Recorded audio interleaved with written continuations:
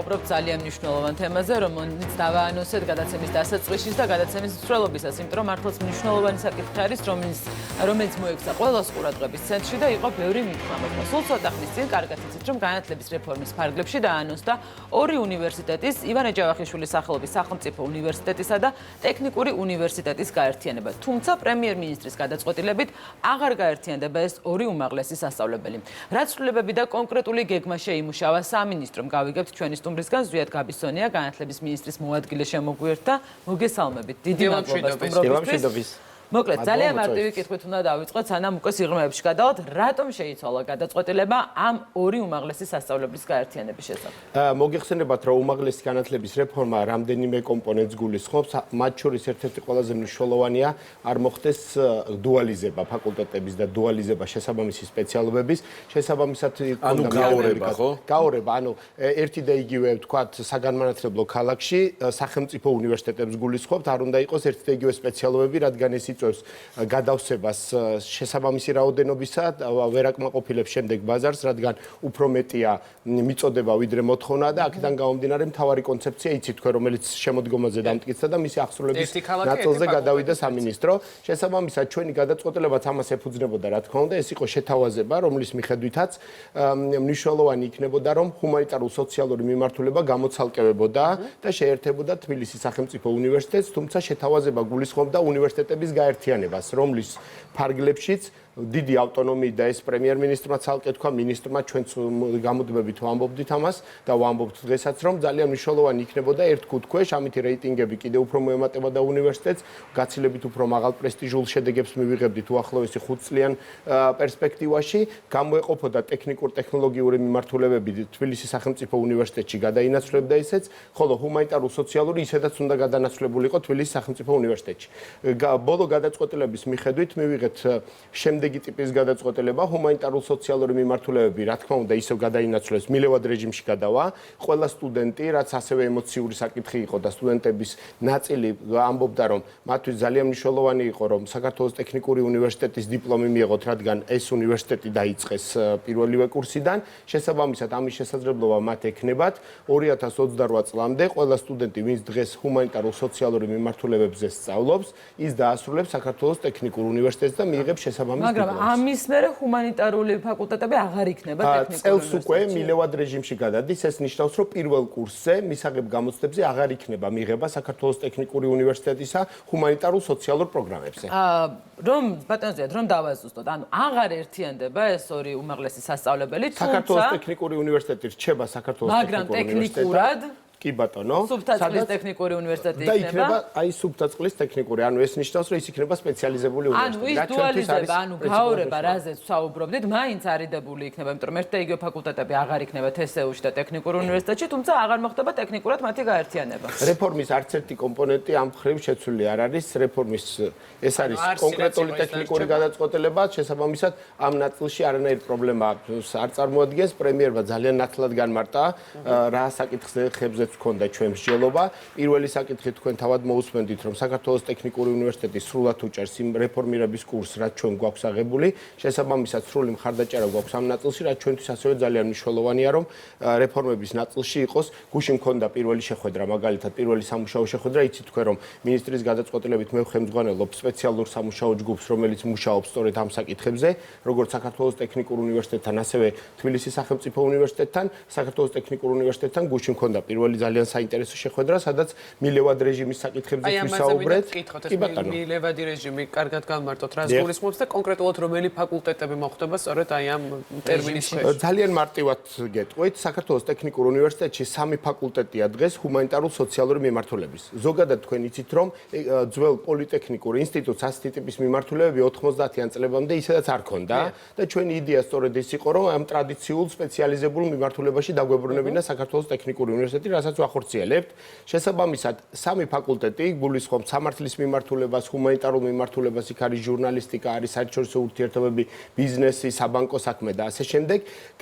მილევად რეჟიმში გულისხმობს იმას, რომ წელს მათ მიღება აღარ ექნებათ, გულისხმობ პირველ კურსზე, ხოლო არსებული სტუდენტები დაასრულებენ ბოლომდე. ასევე თქვენ იცით, რომ შემოდგომის სესიაზე, როდესაც ჩვენ მივიღეთ პირველი საკანონმდებლო პაკეტი, იქ არის ჩანაწერი, სხვათა შორის პარლამენტარების მოთხოვნით არის ეს ჩანაწერი, ანუ სამინისტროს არ წარუდგენია, სადაც წელს ჩარიცხული პირველ კურსელები დაასრულებენ 3 წელს, ანუ ახალ მოდელზე, ოღონდ საგრანტო პრინციპით. ანუ დაფინანსების მოდელი იქნება არსებული ძველი, ხოლო დაამთავრებენ 3 წელს, ეს ნიშნავს, რომ 2028 წლისთვის ამ მიმართულებით სრულად იქნება განტვირთული და ჰუმანიტარულ სოციალური მიმართულება საქართველოს ტექნიკურ უნივერსიტეტს ფიზიკურად არ იქნება. მოდი უფრო მეტი სიცხადისთვის ესეთი კაზუსი განვიხილოთ. ანუ მოსწავლე, სტუდენტი, რომელიც არის იურიდიული ფაკულტეტის პირველ კურსელი დღეს, დიახ. 3 წლის შემდეგ დაამთავრებს ტექნიკურ უნივერსიტეტს, თუმცა ამ 3 წლის განმავლობაში სხვა სტუდენტები აღნიშნულ ფაკულტეტზე ვეღარ ისწავლიან. ეს ერთი წელს დაწყებული. რაც შეეხება სხვა ფაკულტეტებს, აქ რა ხდება? ჰუმანიტარულ სოციალური მიმართულება მხოლოდ სამართალს არ გულისხმობს, ის რაც სამ ფაკულტეტზეა კონცენტრირებული, მილევად რეჟიმში იქნება, ყველა დანარჩენი ჩვეულებრივ აკეთებს მიღებას უფრო მეტის. ანუ მაგალითად ინფორმატიკის სტუდენტისთვის არაფერი არ იცვლება. ინსტრებით გეტყვით, რომ მათ ექნებათ გაზრდილი მიღების კვოტებიც, იმიტომ რომ ჩვენთვის მნიშვნელოვანია, რომ ტექნიკურ ტექნოლოგიური საინჟინრო მიმართულება განვავითაროთ. ანუ ჩვენი, ასე ვთქვათ, სამინისტროს და მთავრობის მხრიდან კრიტიკის მთავარი საკითხი გახლავთ საინჟინრო მიმართულება ტექნიკურ მიმართულებებზე ხარისხის აწევის საკითხი ეს პირველი, რადგან ძალიან გვიჭის პრაქტიკოსი ინჟინრების ბაზარზე მიღება საბოლოო ჯამში და მეორე საკითხი რაც გახლავთ არის ის, რომ პროგრამები არის დასადარებელი, ძალიან მნიშვნელოვანია, რომ პროგრამები იყოს ოპტიმალური და იყოს ბაზარზე ორიენტირებული, ანუ პრაქტიკაზე ორიენტირებული და არ იყოს თქვათ პროფესურაზე ორიენტირებული, რომლის დროსაც შეიძლება პროგრამაზე პროფესორი იმაზე მეტი იყოს, ვიდრე სტუდენტია. ბატონო ზეთ, რადგან პროფესორმა სწავლებლებზე ვსაუბრობთ, ჩემი ინფორმაციით მათი ანაზღაურება ხდება საათობრივ რეჟიმში, ხო? რამდენ საათსაც წაიკითხავენ? არა, ნაწილობრივია. გააჩნია რა პოზიციაზეა პროფესორი დაკავებული. ნახეთ, რისი თქმა მინდა და დაზუსტება. თუ კი ბაბი სწავლობს უკვე ჰუმანიტარულზე ტექნიკურ უნივერსიტეტში და მას უწევს რომ დაასრულოს მისი სურვილის შესაბამისად, მე პროფესორს მაქვს ვალდებულება რომ ბაბის წაუკითხო ბოლომდე ლექციები, მაგრამ ვახოს ვეღარ ვიღებ შესაბამისად, ჩემი საათები თავისთავად მცირდება. და ეს მიუხედავად იმისა, რომ ჩვენ დავიწყეთ იმით, რომ ეს იყო ემოციური ფონი პირველ რიგში პროფესორმა სწავლებლებისა და მათ არ უნდათ გაერთიანება, რეალურად მაინც ისინი ხომ არ დაზარალდებიან აი ამ მიდგომით. ძალიან ათლას ავხსნით. პირველი საკითხი, არსებობს სხვადასხვა კატეგორიის პროფესურა, პროფესურის ერთი ნაწილი, რომელიც ფიქსირებულ პროფესორის პოზიციაზეა, ის იღებს ყოველთვიურ ანაზღაურებას და ის მიბმული არ არის ჰონორარზე, ანუ საათობრივ ანაზღაურებაზე. ეს ერთი, მას აქვს დატვირთვა და ეს დატვირთვა შედგება ორი კომპონენტისგან, აკადემიური დატვირთვისგან, საათობრივი ლექციის წაკითხვისგან და არის კვლევითი კომპონენტებისგან. შესაბამისად, ამ ნაწილში ტექნიკურად მოხდება კვლევითი კომპონენტების რაოდენობის საათობრივი გაზრდა და აკადემიური ნაწილის საათობრივი შემცირება. მაგრამ ხელოვნურად, თუ კი არ მოკვლევითი ნაწილი და თქვა საათობრივი უფრო არა, ისედაც ასეა. აქ საუბარია იმაზე, რომ დღეს გაცილებით მეტი დატვირთვა აქვთ აკადემიურ ნაწილში, ანუ ბევრ ლექციებს კითხულობენ. ჩვენი ამოცანა არ არის კვირაში 20 საათის წაკითხვა, ან 15, 18 და ამ შემდეგ. ჩვენი ამოცანა არის, რომ ლექციები იყოს მაღალხარისხოვანი, ხოლო დანარჩენი ნაწილი მეცნიერებმა დაუთმონ კვლევით კომპონენტებს. ეს არის ძალიან მნიშვნელოვანი პუბლიკაციები და ასე შემდეგ. ბაბი მათ დაასრულა. როდესაც დაასრულებს ბაბი ამ სტუდენტობის პერიოდს, ამ პერიოდისთვის ჩვენ გვესმის, რომ საათობრივი რაოდენობა მცირდება, ჩვენ ამ პერიოდში გვაქვს 2 წლიანი გარდამავალი ფაზა.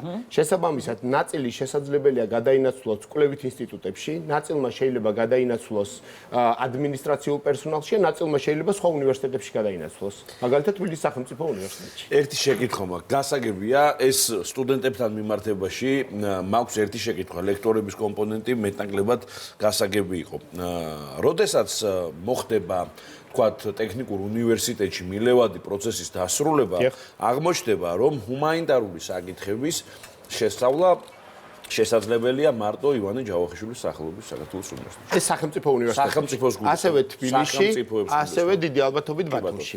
ეს პროცესი, როდესაც შევა ძალაში, ავტომატურად რას იწვევს? ცალსახად ეს ნიშნავს იმას, რომ კონკურენცია იზრდება, სწავლის ხარისხი იზრდება, თუ აქ არის კიდევ სხვა დინებები, რომელიც ესე ხელის გულზე არ არის გამოტანილი.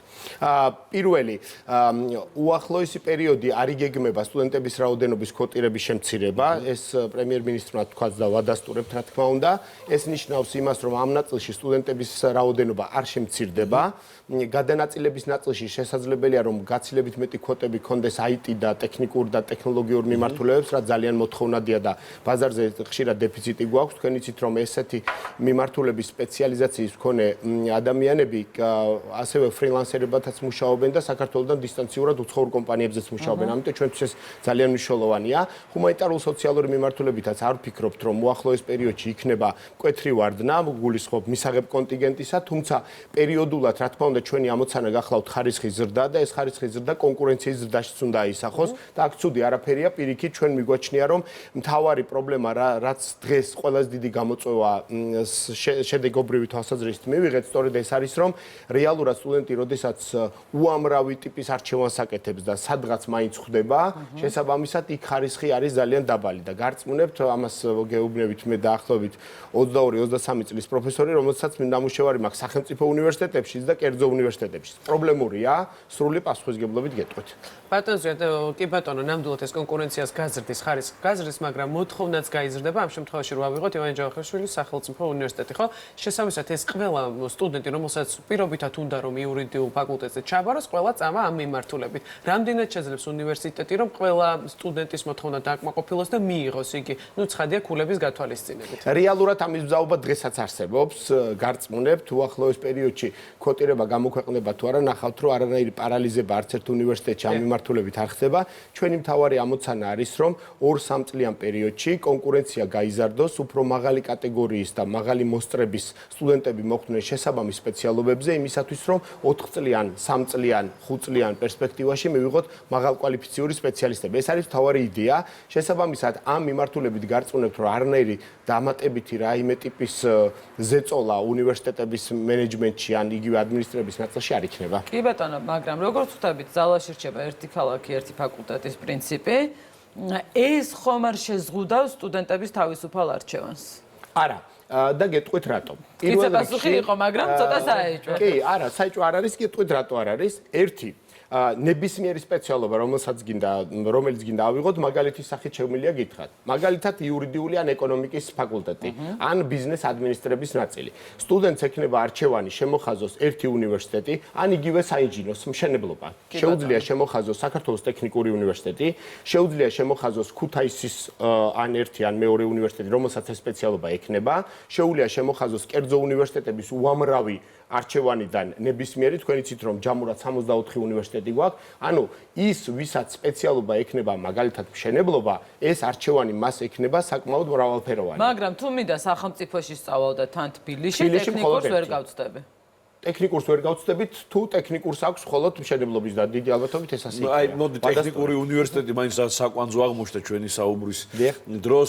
მაგალითად, ტექნიკურ უნივერსიტეტს საკმაოდ დიდი მოცულობა აქვს ცოდნის გავრცელების და ერთი ქალაქი, ერთი ფაკულტეტის ჭრილში ხო არ იგეგმება, რომ კონკრეტული ფაკულტეტები თქვათ გამოიყოს ტექნიკურ უნივერსიტეტს და თქვათ დატოვოს თბილისი და იყოს თქვათ ბათუმში. არა, პირიქით ჩვენ ვფიქრობთ, რომ ასეთი ტიპის ფაკულტეტები უნდა იყოს თბილისშიც, თქვენს მაგალითი საქართველოს ტექნიკურ უნივერსიტეტში, უნდა იყოს ქუთაისშიც აუცილებლად და შესაძლებელია იყოს ბათუმიც. ბათუმი არ განიხილება მოგეხსენებათ საუნივერსიტეტო კლასიკურ ქალაქად, ჩვენი მოდელის მიხედვით თბილისი და ქუთაისი განვიხილავ და შესაბამისად გვინდა რომ თბილისში და ქუთაისში თანაბარი ძალის ფაკულტეტების განვითარება შევძლოთ, ხოლო ბათუმზე გულისხმობთ იმიტომ, რომ ის გათვალისწინებულია მისი ავტონომიურობის სპეციფიკა და რეგიონის სიმძლავრეები და ასე შემდეგ. კი ბატონო, ბევრჯერ ვახსენეთ 3+1 მოდელი. დიახ. მაგრამ კარგად რომ გავშალოთ, ახლა რას ნიშნავს ეს 3+1 სასწავლო მოდელი? ამასაც ძალიან მარტივად ავხსნით. დღეს არსებობს 4+2 მოდელი, რაც გულისხმობს 4 წელი ბაკალავრიატს, 2 წელი მაგისტრატურას. 4 წლიანი ბაკალავრიატი ხდება 3 წლიანი ბაკალავრიატი, მაგისტრატურა ხდება 1+1. რას გულისხმობს ეხლა ვიგეტყვით. კი ბატონო. მაგალითად დღეს არსებული ბაკალავრიატის 4 წელი შედგება ძირითადი საგნებისგან, არჩევითი საგნებისგან და ეგრეთ წოდებული მაინორ საგნებისგან. მაინორ საგნები ხშირად არანაირ კავშირში არ არის სპეციალიზაციის საგნებთან. ჩემ შემთხვევაში მაგალითად მე მქონდა ჟურნალისტიკა, არა და სისხლის სამართალს შესანიშნავი მაგალითია. შესაბამისად, 3 წლიანი მოდელი გულისხმობს, რომ მაინორის და არჩევითის ხარჯზე იმგვარად მოახდინოთ მისი შემცირება, რომ ძირითადი საგნების ჩარევა არ მოახდინოთ. ამ შემთხვევაში ასეთ პროგრამას ახალი აკრედიტაცია, ანუ რეაკრედიტაცია არ ჭირდება. კი ბატონო, მაგრამ ახომ რომ იურიდიულზე აირჩია მაინორად ჟურნალისტიკა, კი გამოვიდა ჟურნალისტი. და რატომ უზღუდავთ სტუდენტს აი ამის უფლებას, რომ მე ჩავაბარე ფსიქოლოგიურზე, მაგრამ გზაში მომინდა არ ვიცი რა. არა, ამის შეზღუდვას არ ვაკეთებთ. ჩვენ ვაკეთებთ არსებული პროგრამების ბოლონიის პროცესს ხშირად ახსენებენ და აქაც მინდა რომ პარალელი გავავლო. ბოლონიის პროცესი ამბობს, რომ ბაკალავრიატის პროგრამა უნდა იყოს 180-დან 240 კრედიტამდე. ეს ნიშნავს ჩვენს ენაზე 3 ან 4 წლიანი. წელს ევროკავშირის და არა მარტო წელს, ბოლო წლებში ევროკავშირის ტენდენცია არის სწორედ 4 წლიანიდან 3 წლიანზე ჩამოსვლის ტენდენცია. რატომ? იმიტომ რომ მნიშვნელოვანია თანამედროვე გამოწვევების ფარგლებში სწრაფად მოხდეს პროფესიაში შეყვანა. ეს არის მთავარი იდეა და არა ის, რომ მე-4 წელი რაიმეს აფუჭებს. შესაბამისად, ჩვენი აზრით 3 წლიანი პროგრამები, ოღონდ აქ ლაპარაკი არ არის ყველა პროგრამაზე, აქ ლაპარაკი არის დაახლოებით 80%-ზე პროგრამებისა. ალბათ არ შეეხება ეს სამედიცინოს. არა მარტო სამედიცინოს, არამედ საინჟინრო მიმართულებებს არ შეეხება და მთელი ნუსხა გამოქვეყნდება უახლოეს დღეებში, სადაც დადარებულია ევროკავშირის პრაქტიკას და ყველა ის მიმართულება, რომელიც არა მარტო ევროკავშირში, არამედ წამყვან საგანმანათლებლო ქვეყნებში არის 3-ზე მეტ წლიანი, 4 წლიანი, 5 წლიანი და იშვიათი გამონაკლისით 6 წლიანიც, ის დარჩება ამ მიმართულებით. საგამონაკლისო ნაწილებში 4 წლიანების საშემსრულებლო ნაწილები, საინჟინრო ნაწილები, მედიცინის მიმართულება. და მაგისტრატურა რის ხარჯზე შემცირდა? მაგისტრატურას რაც შეეხება, მაგისტრატურის ტენდენცია ზუსტად ასეთია. აკადემიური მაგისტრობა გულისხმობს 1 წლიან პროგრამებს. შესაბამისად, პირველ წელს მაგისტრი მიიღებს აკადემიურ მაგისტრს, სამართლის მაგისტრი, ეკონომიკის მაგისტრი და ასე შემდეგ, ხოლო იმ შემთხვევაში თუ მას სურვილი აქვს, რომ სამომავლოდ საქმიანობა გააგრძელოს მეცნიერებაში და არ დაბრუნდეს პრაქტიკაში, ან პირველი წელი იქნება პრაქტიკოსი მაგისტრებისთვის, მაშინ დაემატება პლუს 1 წელი, ეგრეთ წოდებული research master-ი, ხო, კვლევითი მაგისტრის კვალიფიკაცია, რომელიც საშუალებას მიცემს მას 300 კრედიტის ჯამური ოდენობის შეკვრასთან ერთად გააგრძელოს სწავლა სადოქტორო პროგრამებზე, ანუ მესამე კატეგორიის პროგრამას. ბატონ ზიად, მესამე საფეხურის პროგრამას. პრემიერმა ბრიფინგზე ასევე ახსენა დაფინანსების ახალი მოდელი. რას გულისხმობს ეს მოდელი და როგორ აისახება სტუდენტურ გრანტებზე? თქვენ იცით, რომ ეს მოდელი გულისხმობს ეგრეთ წოდებულ უფასო სწავლების მოდელს. რა თქმა უნდა, უფასო სწავლება უნდა გავმარტოთ რას გულისხმობს? სახელმწიფოს დაფინანსებით სრულად. დღეს არსებული მოდელი გახლავთ საგრანტო მოდელი, რაც ნიშნავს იმას, რომ არა მარტო სახელმწიფო უნივერსიტეტებში, არამედ კერძო უნივერსიტეტებშიც სტუდენტი მოიპოვებს გრანტს და შემდეგ ის ქულების მიხედვით, რაც უფრო მაღალ პოზიციებზე ჩააბარებს, მით მაღალ საგრანტო დაფინანსებას მიიღებს, ასე შეიძლება იყოს 30, 50, 70 და 100%, ხო? ეს არის არსებული მოდელი. შესაბამისად, ჩვენ გვყავს სახელმწიფო უნივერსიტეტებში სტუდენტები, რომლებიც თავად იხდიან მათი მშობლები და თვითონ იხდიან გადასახადს, ასევე ჩვენ გვყავს კერძო უნივერსიტეტში სტუდენტები, სადაც სახელმწიფო მიყვება თავისი გრანტი. ეს მოდელი იცვლება, ჩვენ ვამბობთ, რომ სახელმწიფო უნდა აფინანსებდეს მხოლოდ სახელმწიფო უნივერსიტეტებს, ხოლო კერძო უნივერსიტეტები, რადგან კერძო ინიცირებაა და ბიზნეს საქმიანობაა, უნდა კონდეთ საშუალება, რომ ვისაც სურვილი აქვს, თავად დააფინანსოს ეს ნაწილი. რაც შეეხება სახელმწიფო უნივერსიტეტს, აქ აღარ იქნება 100%-იანი 70, 50 და 30-იანი, ანუ საგრანტო პრინციპის ნაცვლად გადავდივართ სრულ დაფინანსების მოდელზე, რაც ნიშნავს, რომ ყველა საჭიროებას უნივერსიტეტის ბიუჯეტიდან გამომდინარე სრულად უზრუნველყოფს სახელმწიფო. ანუ მე თუ მოვახერხე და ჩავაბარე სახელმწიფო უნივერსიტეტში ჩემი ქულებით, გამოდის რომ მე ავტომატურად თქვენი 100%-იან გრანტს მიიღებთ. თუ საქართველოს მოქალაქე არ ვარ? კი, ეხლა ვიგეთყვით, ოღონდ ერთს დავამატებ, რომ აქ მინდა ძალიან ნათელი იყოს მოსახლეობისთვის, რომ დღეს სახელმწიფო უნივერსიტეტების 100% არ არის სრულ დაფინანსებაზე. გულისხმობ, მათ არ ყოფნით ის რესურსები, რასაც ისინი გამოიმუშავებენ, არა მარტო საგრანტო შემოსავლებით, არამედ სამეცნიერო გრანტებით და სხვა ტიპის შემოსავლებით, კვლევითი დაფინანსებით და ასე. ყველა ამის დაფინანსებას დამატებით უზრუნველყოფს სახელმწიფო. სამინისტრო ყოველწლიურ რეჟიმში ყველა სახელმწიფო უნივერსიტეტს აწვდის გარკვეული ტიპის სუბსიდირებას, ინფრასტრუქტურულ ნაწილში, გარემონტების ნაწილში, ახალი კლინიკების მშენებლობის ნაწილში. ამ მიმართულებით ეს საკითხი მოიხსნება, სახელმწიფო აიღებს ვალდებულებას, რომ მის საკუთრებაში არსებულ აქტივებზე, შესაბამისად შენობანაგებობების და არა მარტო ინფრასტრუქტურულ ნაწილზე უზრუნველყოს სრული დაფინანსება სამეცნიერო კვლევით. იმიტომ რომ მე რომ ძალიან კარგად ვსწავლობ იმ იმედით და ნუ თან განწყობით ერთია რომ მინდა სწავლა, მაგრამ 100%-იან გრანტს ვიღებ და ვიღაცამ რომ ჩემზე ბევრად ნაკლები ისწავლა, მაგრამ ჩააბარა და მინიმალური ზღვარი გადალახა იმასაც 100%-ით. სწავლება ხო მისაღებ გამოცდებს არ გულისხმობს. მაგალითად არსებობს უამრავი მაგალითი, როდესაც თქვენ მიიღეთ 100%-იანი გრანტი, სხვა მიიღო 30 და 30%-იანი თქვენზე უკეთესად სწავლობს 3 წლის და 4 წლის განმავლობაში. სრული პასუხისმგებლობითაა.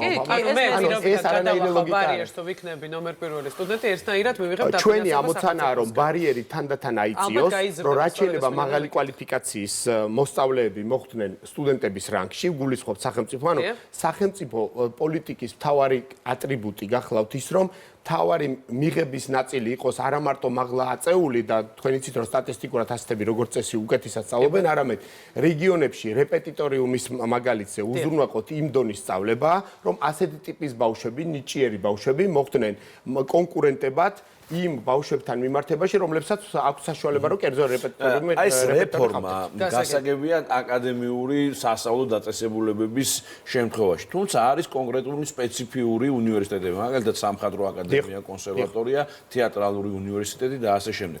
აი ამ პროცესში რა ხდება ამ უნივერსიტეტებთან მიმართებაში? ძალიან კარგი კითხვაა, დიდი მადლობა, იმიტომ რომ ბევრი სპეკულაცია იყო, რაღაც აერთიანებდნენ რაღაც საოცარი სახელწოდებები მოვისმინეთ, რომელიც არავის არც გაუგონია. არც ერთი უნივერსიტეტს არანაირი შეზღუდვა ამ ნაწილში არ აქვს. ყველა ინარჩუნებს თავის ინდივიდუალიზმს, ეს ერთი. პირიქით, ჩვენ გვაქვს თხოვნა, რომ უფრო მრავალფეროვანი გახადონ შესაბამისი სპეციალობები. ოღონდ მეორე ნაწილია, ახლა ვიცი თქვენ რაც გაინტერესებდათ, შრომის ბაზართან დადარების ნაწილი. ასეთი სპეციალობებს, რა თქმა უნდა, შრომის ბაზარს არ პასუხობს. შესაბამისად, არანაირი კავშირი შრომის ბაზრის კვლევასთან მხატვრის პროფესიას მაგალითად და მსგავსი ტიპისას არ აქვს, ხო? ამიტომ ამ ნაწილში საგანმანათლებლო მოდელში ერთი მიმართულებები სპეციალობების არის შრომის ბაზარზე ორიენტირებული, იმისათვის რომ სწრაფად შევიყვანო და მეორეა რაც ძალიან გვჭირდება. შესაბამისად, ამ ნაწილში ბოლო პერიოდში არსებული კვოტირებები, მოთხოვნა მიწოდებიდან გამომდინარე, რაც მათ ჭირდებათ, ის კვოტები სრულად შეუნარჩუნდებათ, რა თქმა უნდა. ასევე ჩვენ მივიღეთ გადაწყვეტილება, რომ ყველაზე მინიმალურ ნაწილებში ისეთ სპეციალობებში, რომლებიც დეფიციტურია ან უნიკალურია, არაბისტიკა, ელინისტიკა და ასე შემდეგ, რომელიც პრაქტიკაზე ორიენტირებული არ არის, მაგრამ მეცნიერებაში გვჭირდება, კვოტებს კიდევ უფრო ზრდით, მაგალითად ზოგიერთ სპეციალობაზე 5-7 სტუდენტი რო ყავთ, კვოტირება იქნება მინიმუმ 20, მაგალითად, რა თქმა უნდა, თუ ამის სურვილი იქნება. და რომელიც თბილისში რჩება თბილისში? რომელიც თბილისშია, რა თქმა უნდა, პირობითად ბათუმში რჩება ბათუმში. ყველა რჩება თავის გასაგები, ძალიან დიდი მადლობა. წარმატებები თქვენ და მომავალ სტუდენტებს და პროფესორ მასწავლებლებს.